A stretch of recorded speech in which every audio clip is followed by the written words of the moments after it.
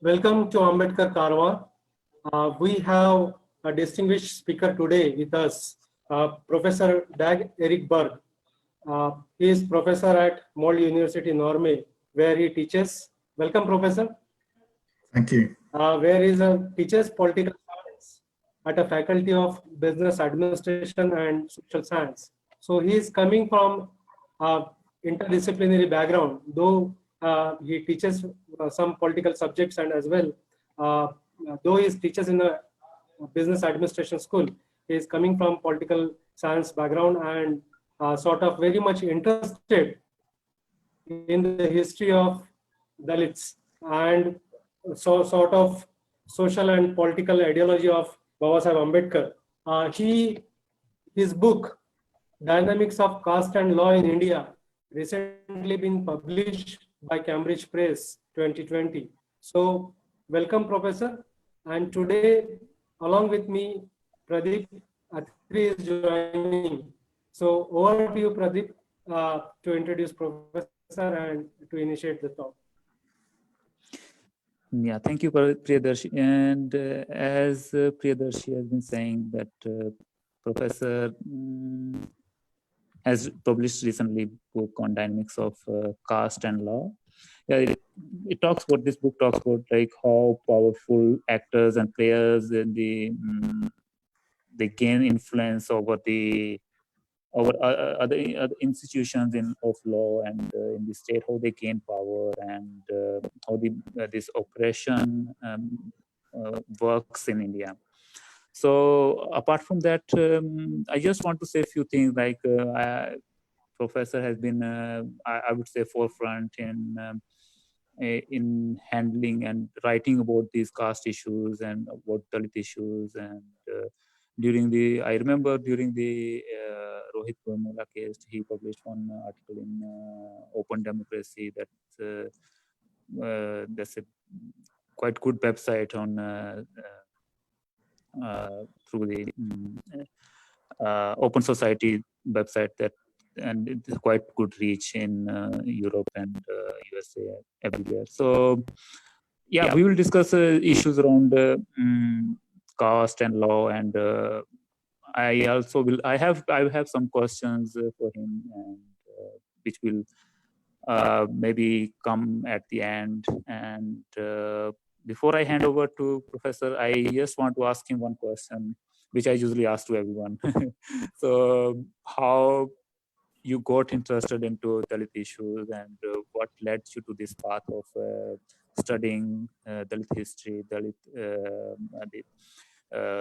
especially before maybe I should have mentioned that most of your work has been around this oppression and atrocities that are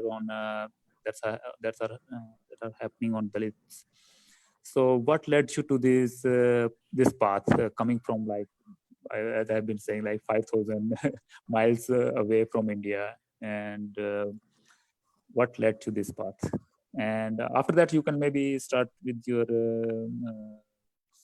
small talk and some slides that you have.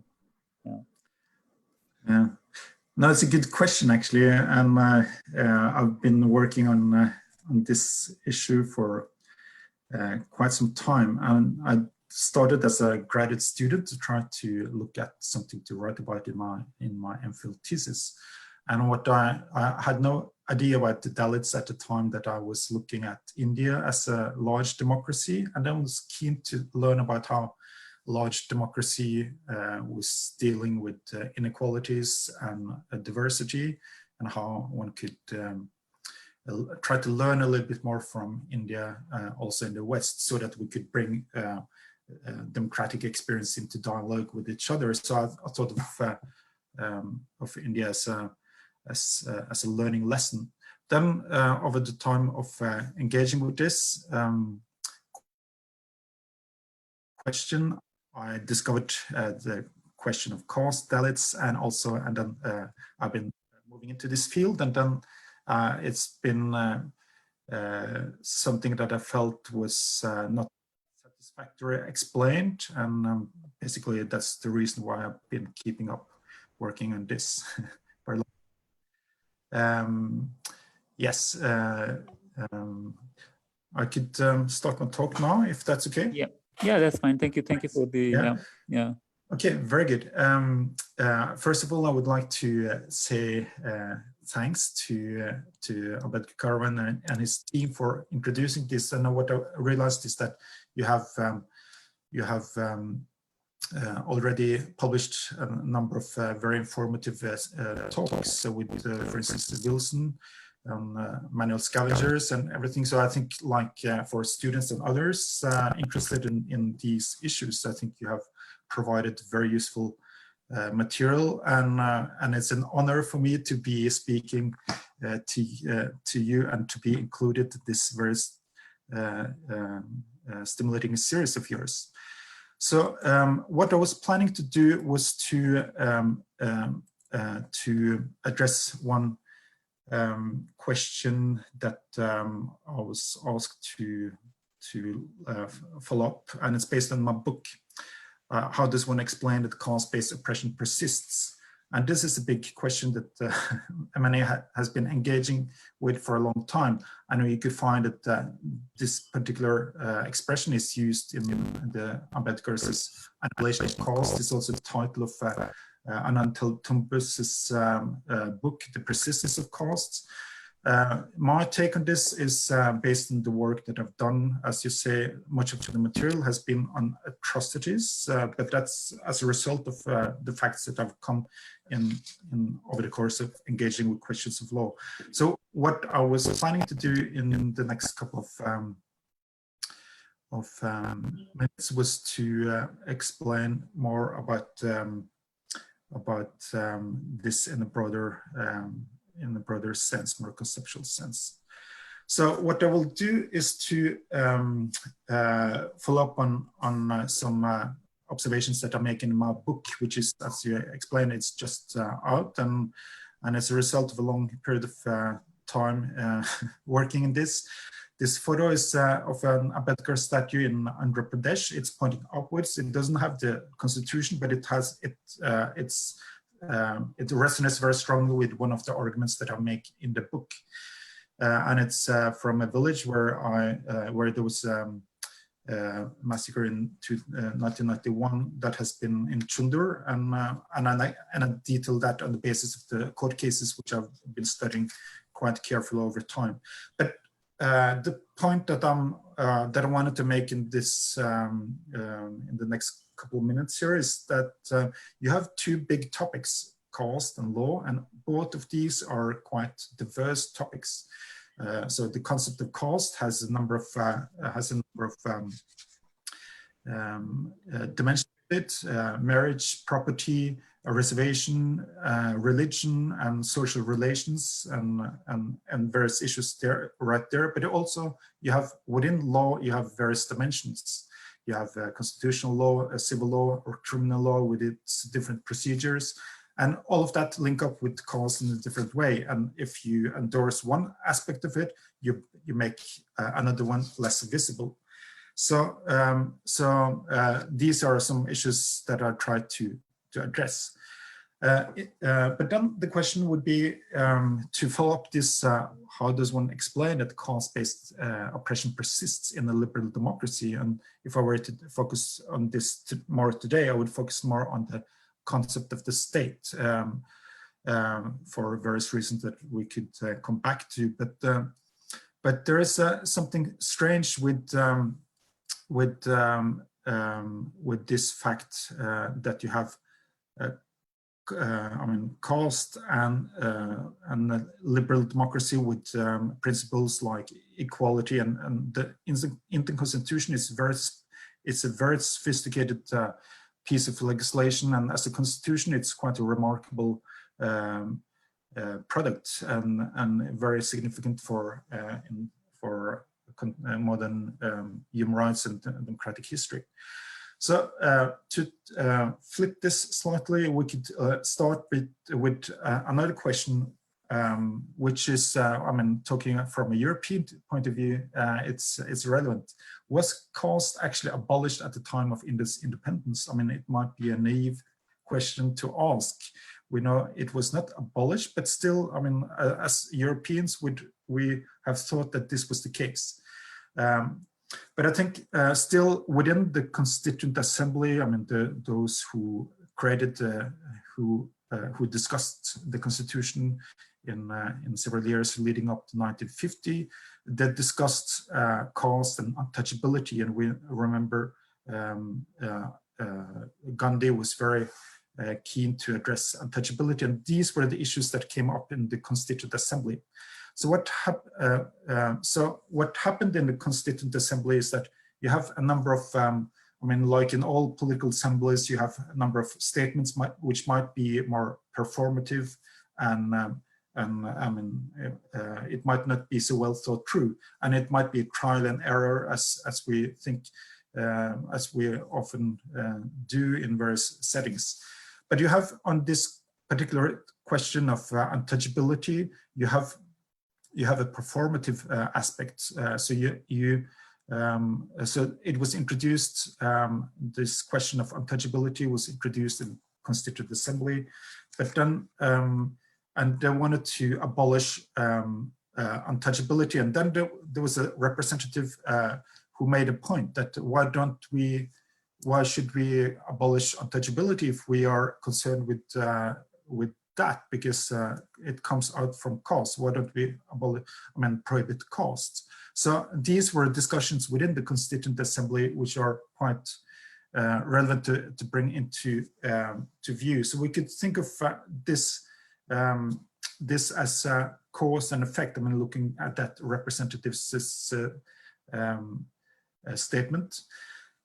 One abolished untouchability and put it in bracket, and this came up in the late 1950s in a judgment in Karnataka about whether we should apply untouchability in the Jain temple. Then the judge pointed out that this was put in brackets, and why, I mean, it doesn't actually mean anything, and it should be and it was abolished in a sense. So what happened, looking at it, it was like the abolition of untouchability is like eliminating the effect rather than the cause. So you have still issues of caste in this context, and the legal approach still was geared towards untouchability. So this brings me to, I mean, the host Priyadarshi explained that I'm working in a multidisciplinary field, but and that's true. But it's a question that I've been engaged with, and that's like caste-based oppression. I came from political science, but I realized that its concepts and its methodology was not adequate to the task of addressing caste-based oppression. So you have, like the keyboard that we are all using, it was invented at a certain point of time. But we don't play around and reorganize the keyboard, because we otherwise will mess it up with our writing. And it's the same thing with academic disciplines. They were invented at a certain point of time. You have like law, you have anthropology, you have political science, you have public policy. And each of them are trained within their different silos, and they're within like a key. So so it has a very as we know, I mean, academia is developed by members of the privileged societies, and many of the concerns have not been, and the viewpoint has not been from I mean, it's more like an observer of more marginalized people. So many of the concepts are not actually developed, and the methodologies that we have are not really developed to explain about caste-based oppression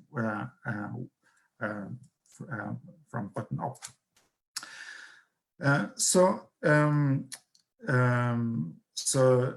we can talk more about that, but what we have experienced over the last couple of years is how you can find people from these various oppressed communities and their scholarship being more acknowledged over the last decade, particularly last couple of years.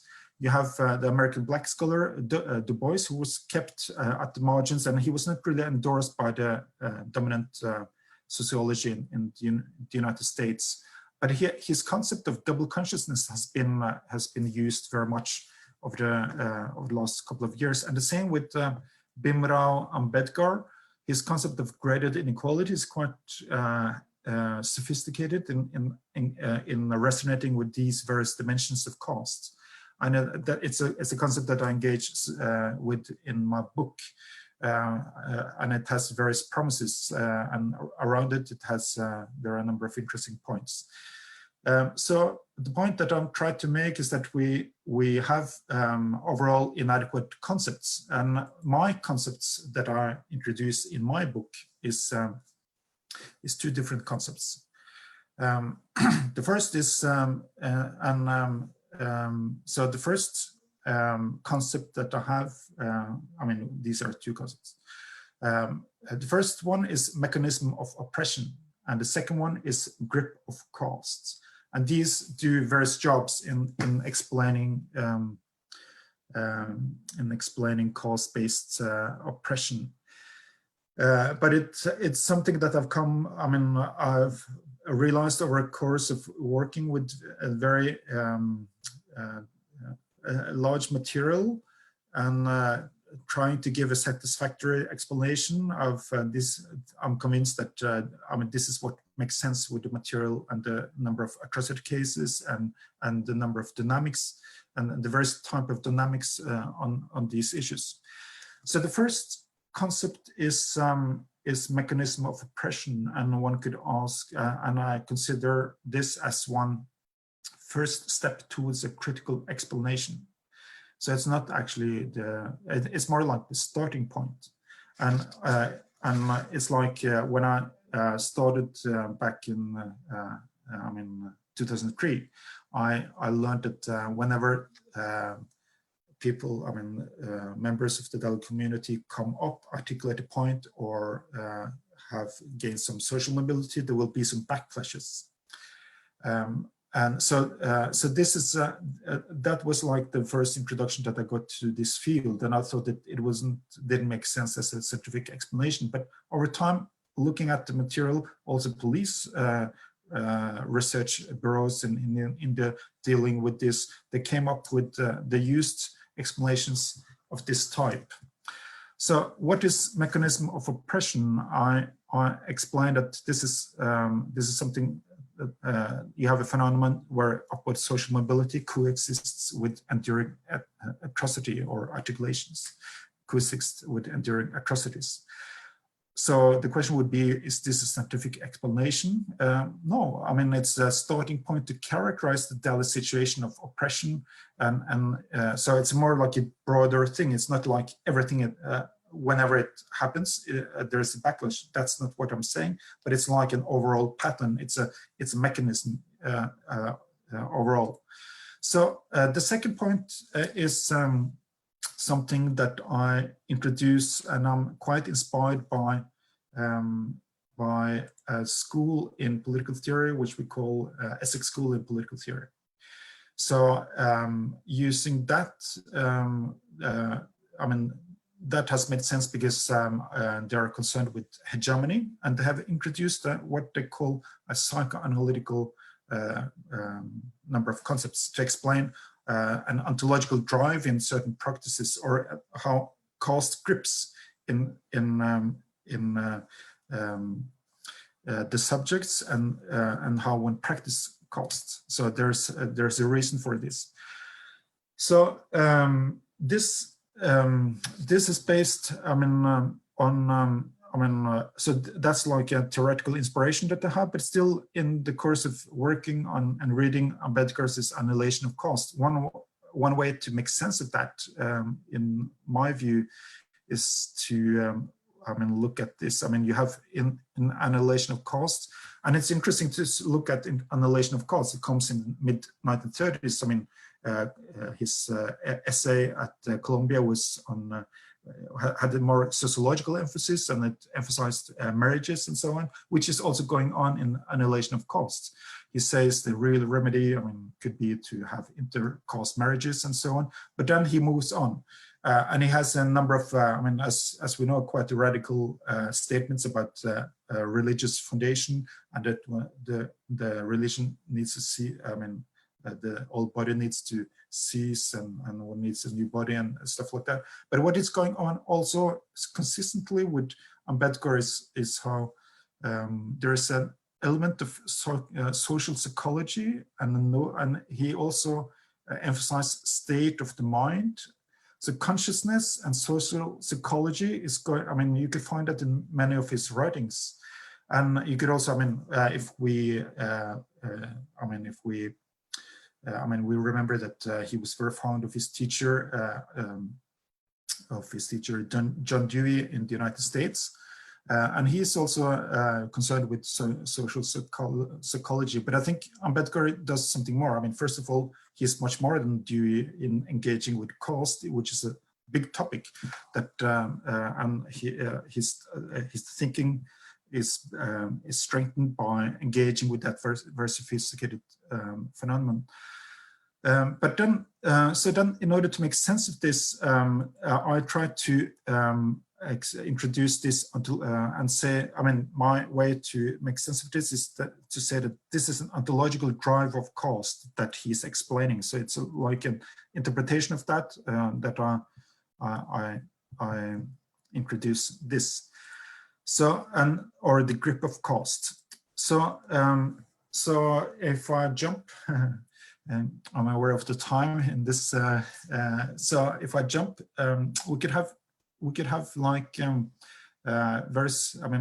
The conclusions that I come up with in my book is you have some very visible topics in law. You have reservation. You have a long history with a number of cases on the reservation, and you have ongoing cases in the Supreme Court of India and stuff like that. And also you have a history of the Prevention of Atrocity Act.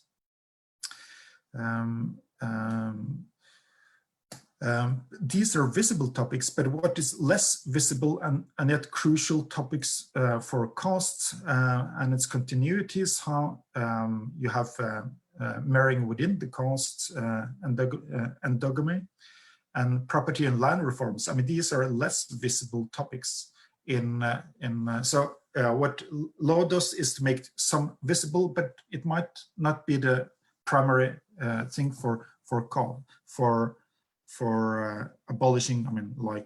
Overcoming caste inequalities.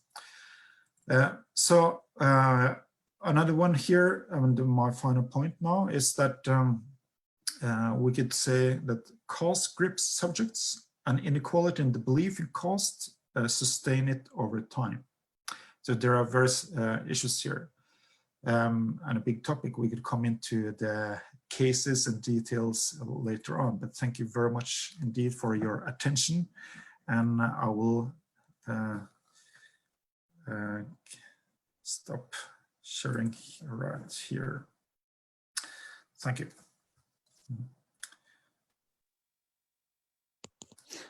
Yeah. Priyadarshi, I will maybe start. I have a few questions actually, and thank you once again. That it was wonderful presentation, and yeah, I have something similar questions actually. I think you have already covered, but I will still ask. And first thing that you talked about this aspect of upward social mobility, and in one of your articles also, I think, research paper you have on the structural mechanism, that paper that also talk about this upward social mobility and atrocities. So could you say that, okay, before that, let me say one more thing maybe. Is something similar like Ambedkar observed like almost a century ago that till the time Dalit will be accept their position in the society, and they are involved in dirty jobs, or they they accept their position. Till then, there is no upper caste. They will be happy with them, and then they might accept them. But at the time, the struggle starts when they start this upward mobility thing. So as we have like some of our viewers, they are interested into they are scholars and they research on these things. So is there a kind of any data available, or could there be anything that could kind of prove this thing, that as the, like, if anyone wants to do this thing, like imagine they want to research on this thing and go on to this field, decide researching on that, how could they maybe plan or plan their research on this thing, like going from like comparing this upward mobility and then atrocities? What could be some of the ideas around this? It's a good question. I mean, I'm not sure if it's easy to follow up my propositions, but what I would say is that there are some studies that are quote in my in the introduction of my book. There's one economist who has been working on data and who discovered that with the higher level of equality, or like less inequality, you have more atrocities, and there could be a number of reasons for that. But what she found was that when there was a greater inequality, so less Dalits were more impoverished and more destitute, there were less atrocities. So in a sense, there are others who have been looking at this pattern. But what I've done is to try to, so in a sense, that scholar has found a statistical correlation, which in a sense confirms the points that I make.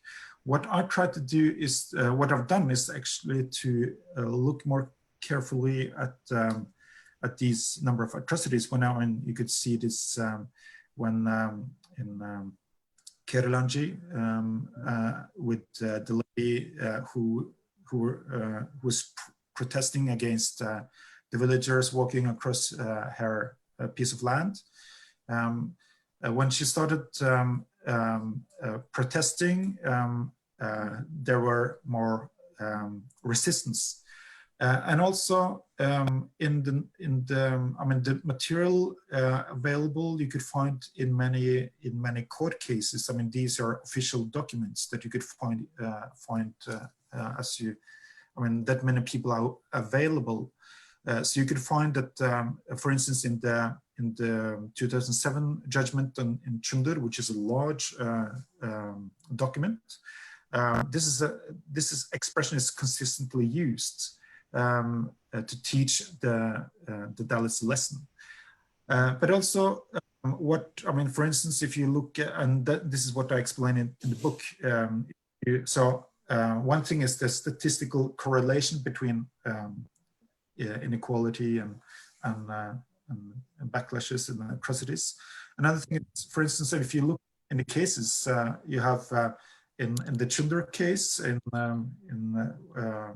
the atrocity that happened on the 6th of August 1991, you have a history behind that. You have a social transformation in the village with people who were able to, the Dalits working in the field were able to come to the main street and have tea and snacks in the main part of the village. That's one thing. But the statue that I have on the front cover of my book here, that statue was erected by the student movement one year earlier, and they were quite articulate on their rights, and they were made very powerful statements,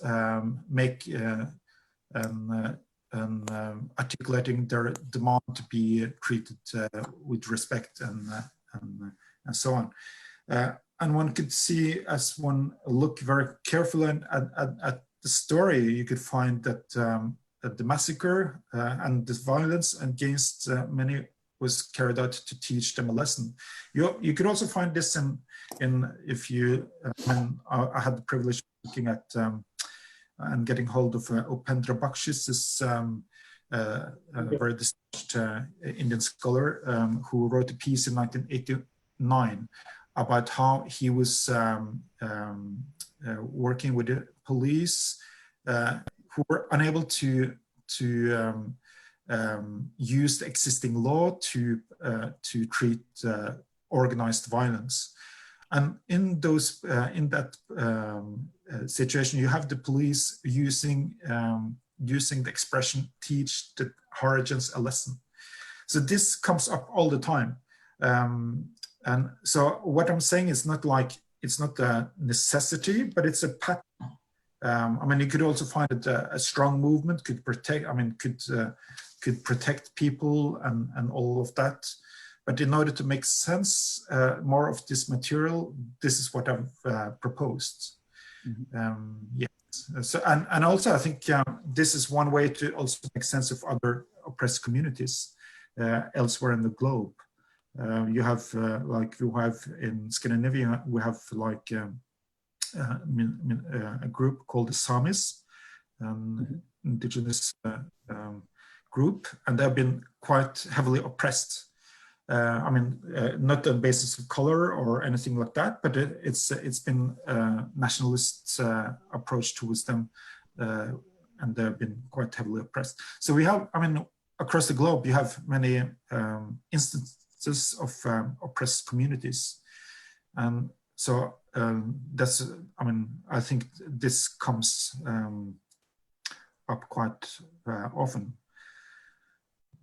Yeah, thank you. Let me come to, like you just mentioned, this brought this aspect of global like kind of oppressed communities. So there has been like this attempt at 2001 at WCAR, like World Conference Against Racism, where Dalits were trying to raise the issue of caste, and which has been which was stopped by the government and state, and also you have written on that topic. So why you think that according to you, why this caste has not been able to become a kind of international issue?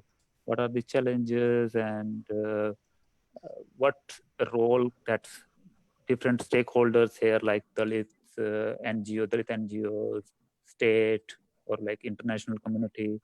So there are like different stakeholders here, and what role they can play to bring that issue at international level?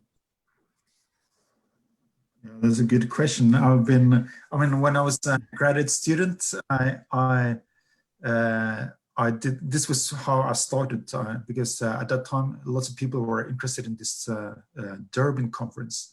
So I looked at it, working with discourse analysis, and tried to look at why does the Indian government and Indian scholars actually, why didn't they think that caste could be discussed in the forum, which was actually very broad. They wanted to have address intolerance across the globe. Then I think there are various reasons. So one is the political reason. Another thing is knowledge. In academia, I mean, going back to my slide with these keys, you have within anthropology, you have a tradition of saying that caste is something in India, race is something in the United States or in the West, and that these are two different things. So it also challenged, I think, the academic community, but I think more or less, I mean, it's a matter of sovereignty. I mean, it's state sovereignty. The Indian government seems to be reluctant to have the international community evaluating domestic issues in India, and it's I mean, in many ways you have a lot of laws to address the problem of the scheduled caste in India. So in a sense, what's the point in having an international law? but it's quite so there are good reasons. I mean, in the sense you have already plenty of laws. Then what intrigues me is also how there's a very keen interest in keeping it away, because it's also because, I mean, what is interesting for me is that caste is a very complex thing. It's very difficult to pinpoint this is exactly caste. I think like it's intellectually stimulating. It's like it's a challenge. But I mean, for instance, in the UK, in the United Kingdom, you have a lot of you have caste discrimination within the UK, but then also you have some groups and politicians who think that caste is something to do with the religion. Of course, it has something to do with the religion too, but I mean, you have caste within all kinds of religions. So these are, I mean, you cannot remove if you look just at the religious point of it, you miss some of the points. But so I think why did it occur in the UK too? It could be because of the understanding of caste, which is inadequate. And I think it's not a very good understanding of caste. It's very superficial just to think it's about religion. But it's also about the power. It has implications for the way that the state should operate and engage with this. So I think you have power politics and lack of understanding. I mean, or particular types of understanding. I mean, it's interesting also to see how why it's understood to be just one thing. I'm not sure if that's a proper answer to your question, but like for any student doing discourse analysis, this is interesting. And I think also we have a huge problem with racial discrimination in the West. But I think like issues of caste and also oppression of minorities, which is not based on color, you have other topics which it's not coming into, I mean, which is difficult to grasp. And that's what in itself. Yeah, I understand that this is a bit very complicated, and So, but you mentioned about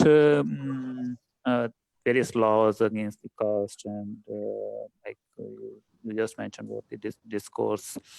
So, I think in one of another your research paper, you are trying to link that talk about this Prevention of Atrocities Act and how it has shifted the discourse from untouchability towards the atrocities. So my question here is like how it has been, whether it has been helpful for I am like that's not an this is not for argument like. I agree on that thing that it has helped the community to like fight against this injustice. But when we take this ultimate goal, if we want to abolish this whole untouchability and dismantle this structure, so and when this act or these laws shift the whole narrative from untouchability towards just that atrocity, so how much helpful these acts could be in abolishing untouchability then? It's a good point. I think I make different points. I mean, in the book, I make different points. One thing is about untouchability. I think, I mean, one part of the question is about untouchability, and you could see that in the Constituent Assembly, you had they endorsed what basically was a Gandhian position, thinking of giving people access to temples. Ambedkar was not keen on that.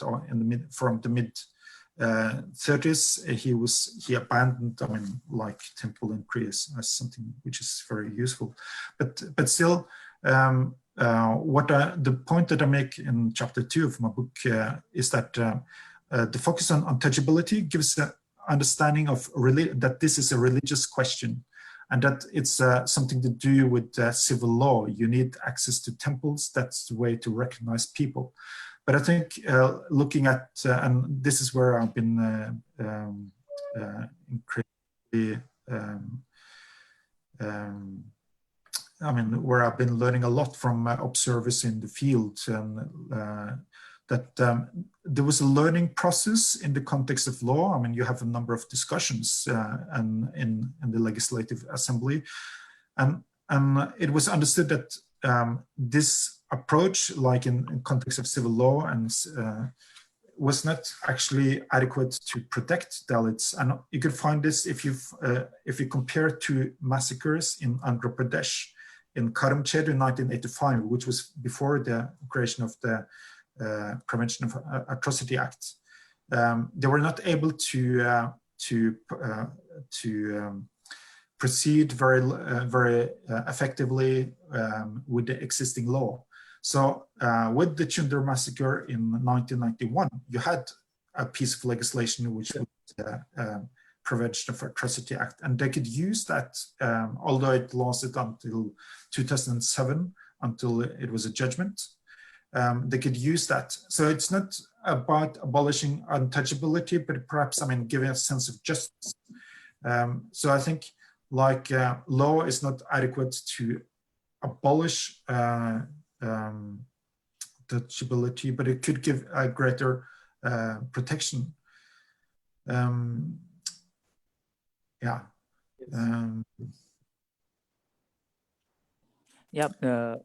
That was good. Yeah, and I have a few questions from actually audience as well, and let me come to those actually now. I think it was back in the, I cannot go back to the all the comments, but I remember something like that. So question was that if we see at present most of our prisons, and they are filled with mostly from Dalit community or Dalit Bahujans, I would say, or so when we know these things, like they don't go to trial for like years and years, and the oppressor is, I'm linking it to the second question actually that was up there in the comment section.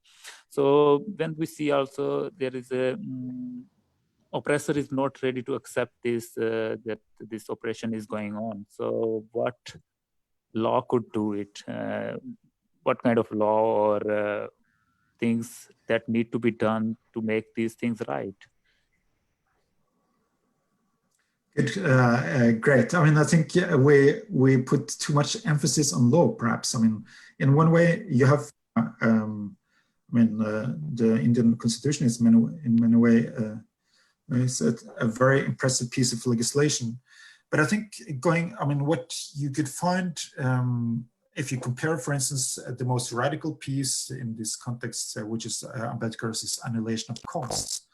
It goes far beyond law. It has to do with how caste is a state of mind, and law is not about.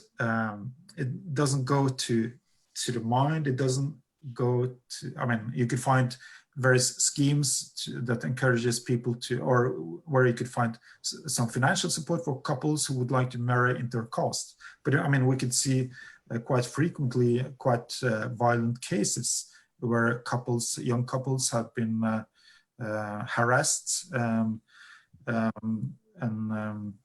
because they would like to marry intercaste. So I think, like, in engaging with, I mean, caste persists of notions outside of law. And also, I mean, this is one of the paradoxes with the state, a modern state, modern liberal state. You cannot you cannot have a prime minister organizing or arranging marriages across caste, I mean, for the entire population. So, I mean, that would be impossible. So there is a limitation to the state, how far it could go in its legislation. So I think, like, when it comes to caste, it's such a profound question, which is, I mean, which deserves more thinking. And I mean, it's surprising that I mean, it's interesting to see how it has come up and become so visible over the last couple of years, I mean, past decade. But still, it's a very multidimensional phenomena, which is difficult to pinpoint and deal with in one way, because it's quite embedded in the society, in the way in which people identify with themselves and others. So law has its limitations. Yeah, definitely. Like before I come to like a next question from the audience, like let me ask you one more question that was, I think, from one of your research paper actually. So you talk about there has been revolts against this oppression as well. We Dalits have been fighting against these things from long time, and how it has been kind of made this this struggle against this untouchability, struggle against this caste oppression has been made invisible by different actors of this, either state or media or like society. This has been made invisible. So how to bring back that, bring back attention to that struggle? What are some of the things come to your mind when, if we want to bring this revolt against the caste oppression back, how could we do that? Well, I'm not, well, I've been learning, and it's, I mean, first of all, it's a privilege to have questions from the audience and to interact. It's like a compression of time and space. I mean, with this digital technology, we could interact and in a way that we wouldn't do some years ago. And I think that's a very important point, that you have an ongoing struggle, a long history of struggle and various struggles across various regions outside of India, I mean, in South Asia, but also globally, engaging with questions of caste. And what comes to mind actually is how the social sciences, I mean, I've worked with the German and I teach about the German big sociologist Max Weber, and he wrote about India, and he developed very important points for modern sociology. And what he writes is how, I mean, he gives an impression that Dalits, that they acknowledged karma and Hindu religion and stuff like that. And it's important to keep in mind that many of the struggles, among the history of struggles, have been made invisible for scholars too. And that, so for instance, you have, I've been learning a lot from Professor Gajendran Ayatara about the history of Ayotitas, and how he, in the late 19th century, wanted to prohibit the use of the word paria. And this is, I mean, this is because, I mean, it has very, I mean, and this is like 100 years before it was actually made illegal to use caste names in the law, I mean, with the Prevention of Atrocity Act. But still, I mean, 100 years ago, he made this point. And you don't have many writings acknowledging this struggle of TAS. So I think that, and for instance, you could, on Twitter, I could find people, I mean, students in the West tweeting about paria as a very elegant, a very sophisticated concept, but it's also very humiliating. I mean, it's used in very humiliating ways. So why was this not picked up by sociologists as a negative term? I think this reflects also how he studied this. The sources he had available were produced by scholars who didn't actually understand these struggles, and who thought that Dalits just accepted their fate. So I think to make it more visible, I think already it's, I mean, it has become quite visible, but I wouldn't be in a position to give some advice. I think I've been learning a lot from this history about courage and consistently what I mean, like a student based outside, what I need to learn is more that there's a rationality behind many of these movements, and this rationality is something that needs to be understood. And to acknowledge and to bring that into my work, for instance. So which is why I use these terms, double consciousness from Du Bois and graded inequality from Ambedkar. So I think like I'm just learning. I'm just trying to learn this myself, actually. Yeah. No, that's fine. That's fine. Yeah, thanks for the answer. I have one more question from audience, actually. I have actually many, but I think we will run out of time already. So let me get that question, actually. It's about your book, actually. I don't know the person has whether read or not, but or the person is replying just based on the presentation. The question is like, why the gender is missing from your book? Like gender aspect maybe, or I don't know, like, because I haven't read the book and I just read the abstract or some summary only. Yes. So Yeah. why the gender aspects are missing from your book? That's a great question. It's a good question. I think I would say I would make a humble protest. I do think it's part of it, but that's at the same point, because I mean, if you look at it, it's there. It's not like fleshed out as a separate topic, but I mean, caste is very much a relational phenomenon.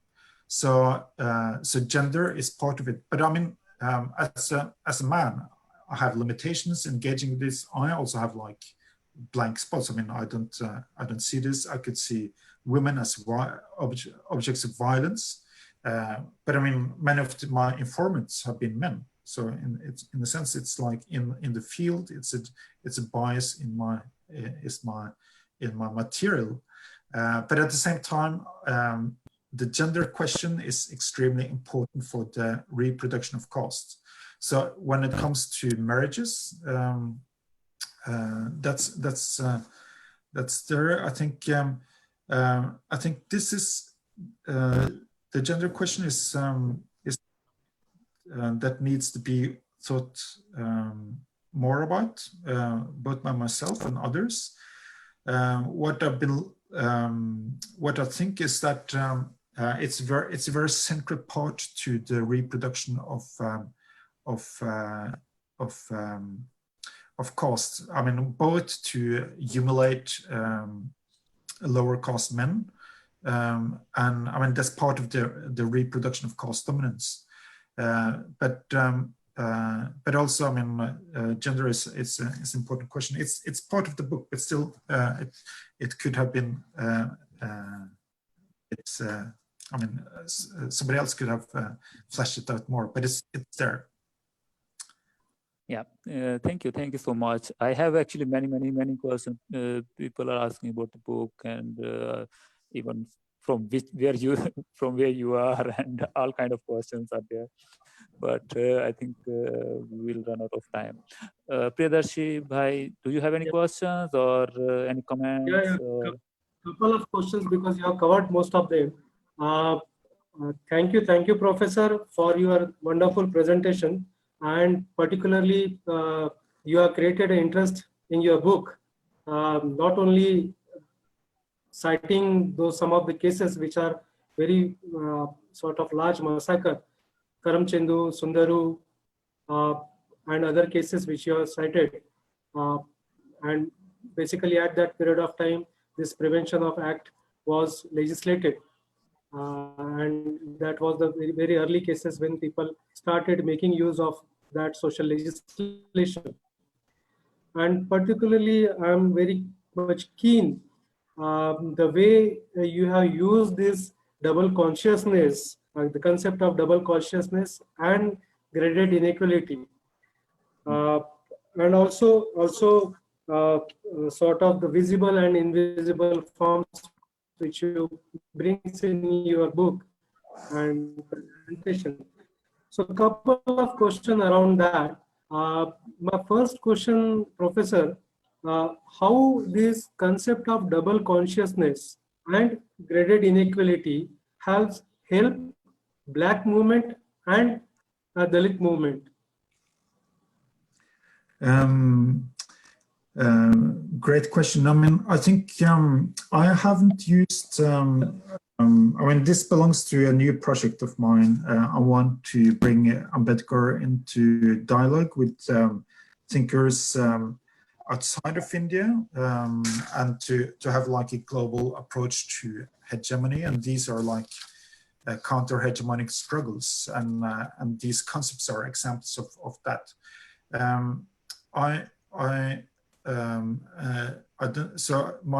That's partly my next project and the ongoing project. But graded inequality is important, extremely important concept in my book, because if you look at some parts of Ambedkar's writings, particularly what I enjoy a lot is the volume 5. Unpublished writings. He talks about graded inequality in relation to how there's what I think is an ontological dimension. You have somebody somebody. I mean, he talks about caste teaches you that you are somebody, and then in order to be somebody, you need to have nobodies, and the grading is part of that. So you have like an ontological dimension. You have, in order to feel somebody, you need to create somebody who's nobody's. So that's what I think you have in like an ontological dimension of that. But then he connects it with inequalities among sociologists. They will not be able to combine it in that way. So inequality has a different is often engaged with in a very different way. So he has both an ontological dimension, but also an interest in inequalities.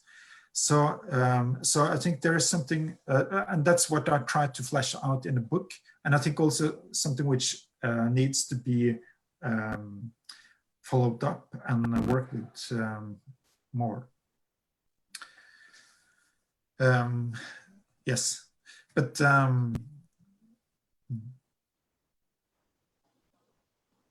yeah, we'll be looking forward to your project to see how it takes shape. We did talk about Pradeep did mention about Durban conference in 2001 and later on the review conference in 2009. Caste as such has not been very much discussed in international bodies, may it be United Nations, may it be European Union, or other mechanisms. Recently, yes, special rapporteurs has been visiting on various themes like inequality and housing, sort of gender and minority violence, and so on. But if you take up the issues of development, sort of things, caste is very much not in discussion at various international forums. And recently, United Nations has come across and published a document, particularly in order to understand the discrimination based on descent and work. They have produced a wonderful tools. So do you think, Professor, the way you have cited and given the example of various communities who are facing similar kind of discrimination across the world, from like Senegal and so on, do you think the tools produced by United Nations bodies will be help further to address the caste at a larger level, not only from application of law point of view, but also from development point of view? Thanks.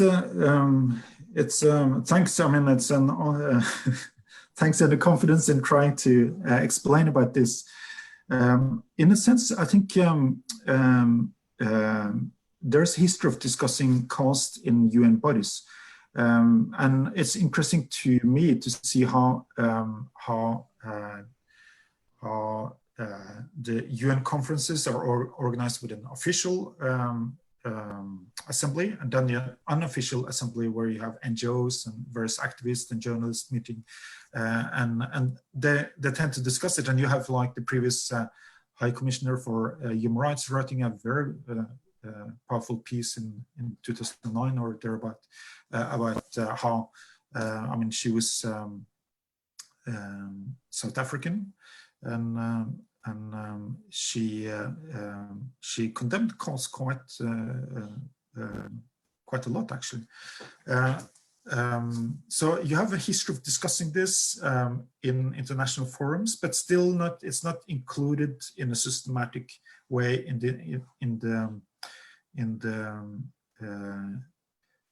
the documents and official documents, and also there will be the official line is to keep this outside of the agenda.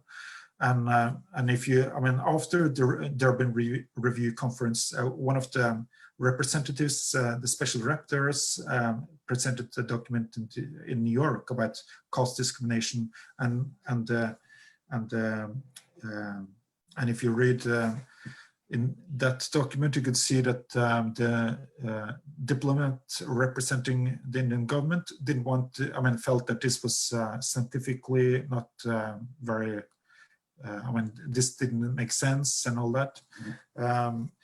So it's a history of discussing it. I think what is interesting, I mean, like with any learning processes, I mean, including this, I mean, we are learning, I mean, I'm learning from your questions. And I've been learning a lot from interacting with lots of people. I think like these international forums are also like learning processes for activists. So you have like big meetings and people meet each other across borders. But I have like there are various challenges which are unique to their context. So perhaps, I mean, this is the expression that people, the activists use would be solidarity. So you have like international solidarity among the activists, and then you could have understandings among various governments. But yeah, I'm not sure if I answered your question, but so you have a history of. But you also have a history of excluding it, and in the United Kingdom, you have a history. I mean, that's the most recent example.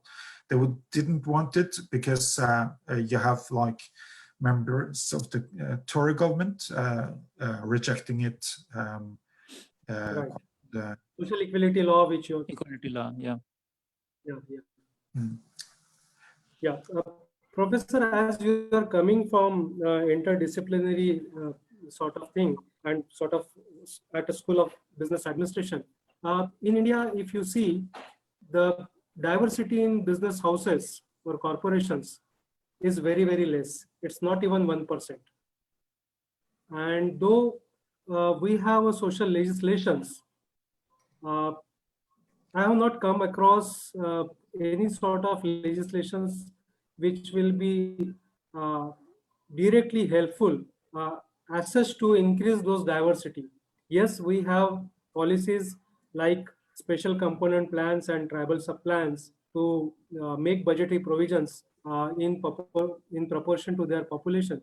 But the development, when we talk about the business diversity, is very, very low, minuscule. And in your study, do you come across any example where laws has helped people and the business corporations as such to increase those diversities? That's a good question. I think I'm not the expert actually on this. So this is now you have reached the limits of my knowledge.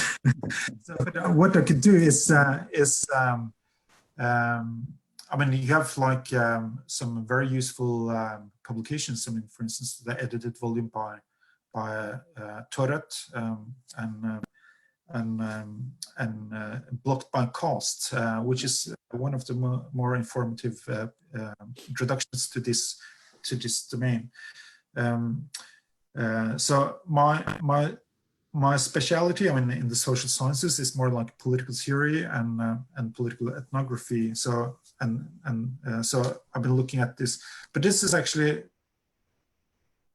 something that I mean could have been studied more in terms of globalization. How has globalization, in a sense, been unrelated to law, and I mean, how has this increased not only opportunities but also complexities for the marginalized groups? So these are more like questions for research, and something that could have been developed further on.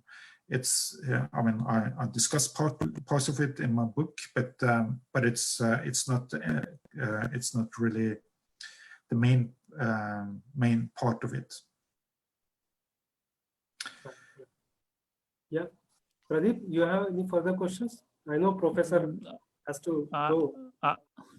I don't have any question, but there are many questions on our Facebook chat. But yeah, I think it's fine. Most of them are asking just general questions which they can find maybe online, like around from where the professor is and where he teaches. And there are some other questions related to some book. And but yeah, I think that was really informative and presentation as well. The question answer session, that was really great. Well, thank you so much. Yeah. But I should say thanks to you. I think, like I said at the beginning, I think this series of yours is incredibly useful for people who would like to study this. So it's an honor for me to be included in this distinguished list. So good luck with all of this. All credit goes to Priyadarshi and from their side. Actually, I have not done anything. Don't. So it's all credit to Priyadarshi and Mangesh and their team. They are putting a lot of effort into that. So yeah, all credit to them.